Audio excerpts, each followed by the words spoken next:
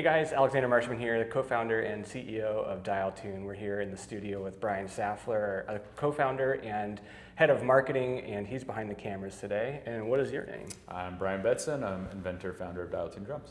Bryan, I met you a while ago, and you had this crazy idea to build drums. Tell me why you invented this product and what the process was for you. Yeah.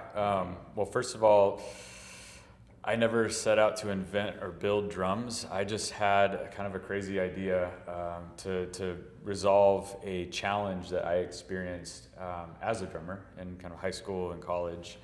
And I thought there had to be a better way. And so for me, it was just kind of a quest to see if this idea I had merit, had legs, would actually solve the challenge that I myself was experiencing.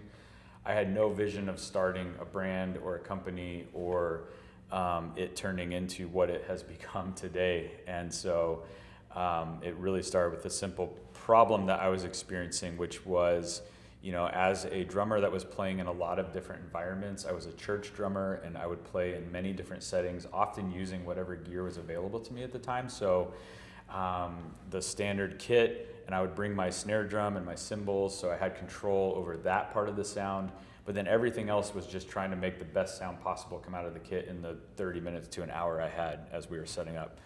And it was hard. It was hard to get the sound I was looking for in the time that I had, and to be able to repeat that process predictably. And so I always thought, man, it would be so cool if you could tune drums the same way you tune a guitar or something else, where you knew when it was in tune, and you knew how to get back to that place quickly and efficiently, so that you could always find the sound you're looking for.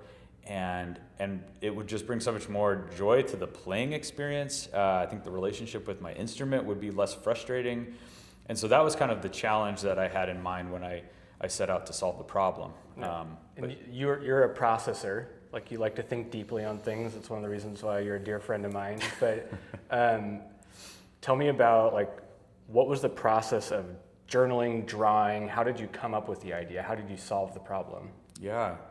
I've always been a tinkerer. I've always been someone who enjoys kind of a challenge and likes problem solving. I kind of got some mechanical experience taking apart old motorcycles and putting them back together. That's where I sort of learned how mechanics works, and really enjoyed that puzzle and that challenge. And so I was doing a lot of that around the same time I was thinking about this problem. And I also had a lot of free time at that moment in my life. I spent a lot of time just kind of alone with my thoughts on the job site.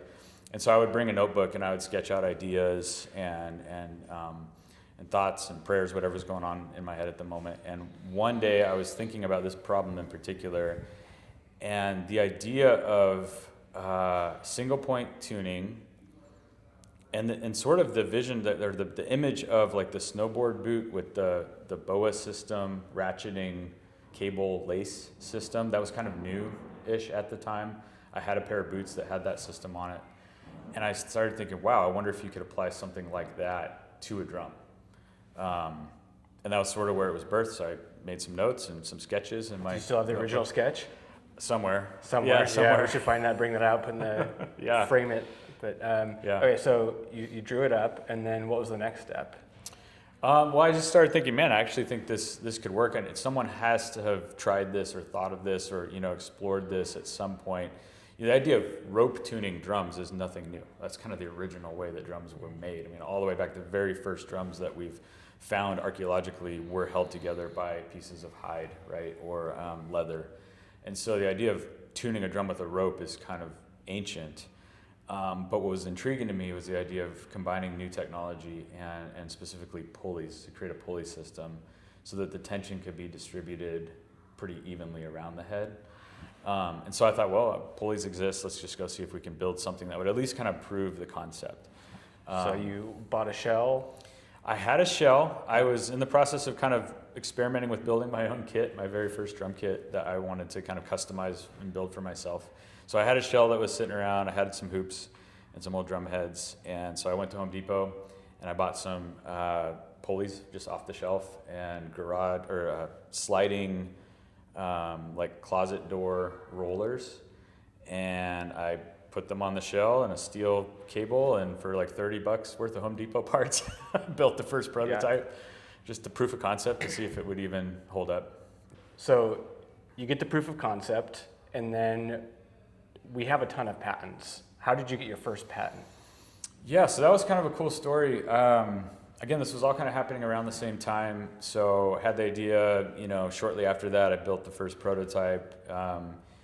And then I thought, this actually seems like it would work. Where do I go from here, right? And my thought was, at the moment, I had no vision, again, of building a company or building complete drums. I just thought this is a cool concept. Somebody who knows what they're doing would probably be able to take this to market and do something really cool with it. So I would love to see that happen.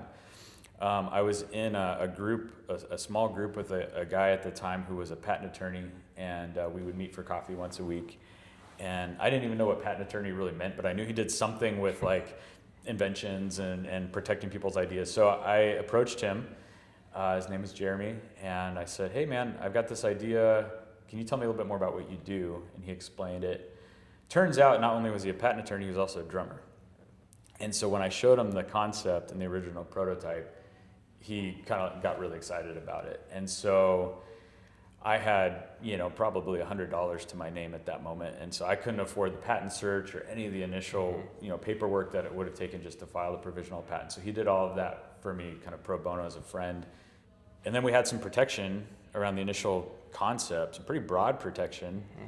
And that was exciting. And so now I had a proof of concept and a patent, and I thought, well, let's just take this to the big guys, right? Let's let them figure out how to make it now that we've got something interesting. Yeah, I think now's a good time for us to show you the very original drum that he came up with, and Bryan Saftler's going to bring that over for us. So this is it. This is so dusty. I can tell it's been in your garage or on a shelf just in storage. Yeah, it's been sitting for a while. Yeah, so Dialtune V1. This is the very first version of what you built in a garage. Yeah.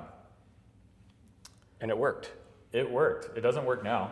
The knob is broken. I mean, literally what I did, I don't know if you can see it in the cameras, I took the end of a ratcheting socket wrench and I cut it off. And I used that so it would click and would lock in place. And then it had the little lever that would kind of be a quick release function. And then I just attached a wood handle, and these are, again, sliding door pulleys. And these are, you can still find these at Home Depot, off the shelf, steel cable. Super crude, super simple. But what it told me was that it actually, the theory was there, right? It pulled down tension relatively evenly around the entire head from a single point. And that was enough proof for me that we were onto something. That's how it all started. So how much would this hardware cost you from Home Depot when you originally purchased it? How much did it cost? All the hardware? Yeah. I mean, without the shell and the drum specific components, the hardware was about $30.